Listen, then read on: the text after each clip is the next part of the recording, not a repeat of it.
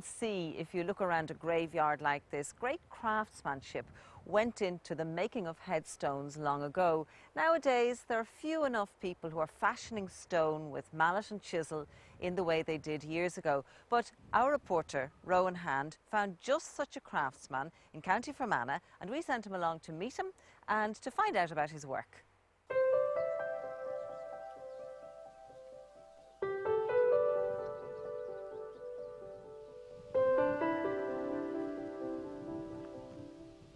Old ways are never very far away, here in the shadow of the hills of Fermanagh.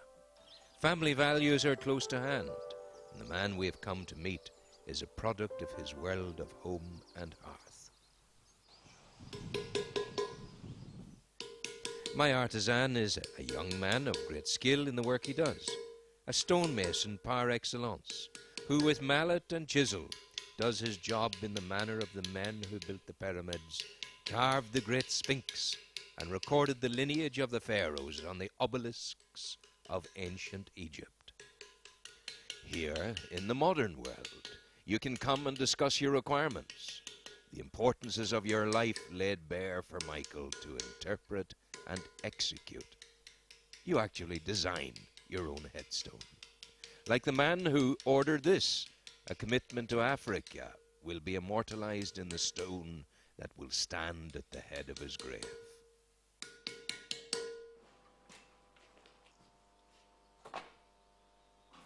Michael Hoy uses Irish stone for his carving work of headstones. Nothing here is computer generated and controlled, but rather done by the sweat of the brow of one who first learnt his trade in England 20 years ago. It's an ongoing learning process. You're learning all the time. Every time you do a piece, you try to make it better than the last one. It's not always possible because you can't always choose your own subject matter. Different stones you have certain limitations with. Some of the coarser stones you can't get as much detail into the carvings, etc. Irish limestone's second to none, equally as good as granite.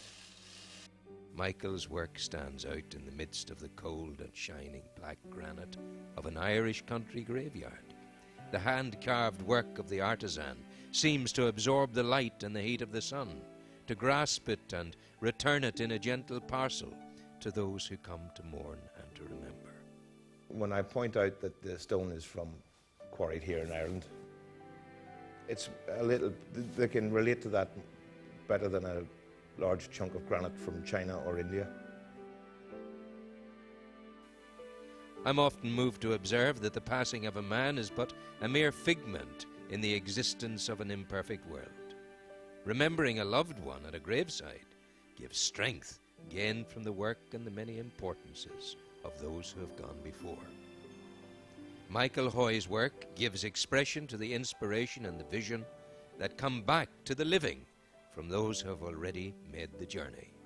Sunflowers are happy. They're a happy flower, and Mummy was a very, very happy person and a positive person, and we were brought up with sunflowers, and what we used to do when we were children was Mum used to give us all a seed, and we'd see which one grew the tallest, and we did that all through our childhood, and Mummy would always have them in the house, and when us girls got married we had sunflowers at our wedding, and then when Mummy passed away with sunflowers again at the funeral.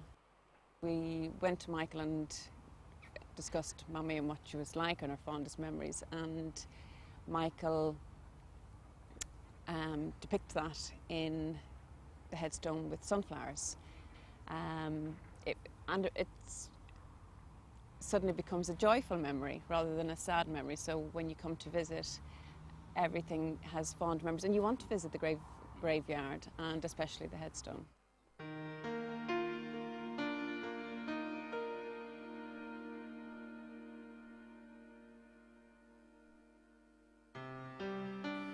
Insofar as these matters can be beautiful, the work of the hand of Michael Hoy is exactly that.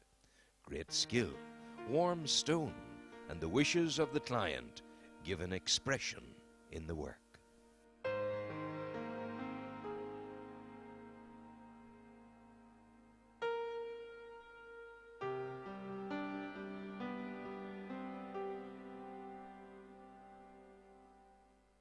You have seen the work of the master craftsman, and undoubtedly the day will come for all of us. Michael Hoy has been anticipating that day for me, and this is what he's come up with the obvious exception, of course, of two figures still to be carved into the stone. Our reporter Rowan Hand, who's been fundraising tirelessly for Africa for a long time now, and we hope that he won't be needing that headstone for many years to come. Sin deir leis lór, be midrash liv Ernestone, agus godishin on hainyor vurin iwahagwiv, agus godeshiv slán.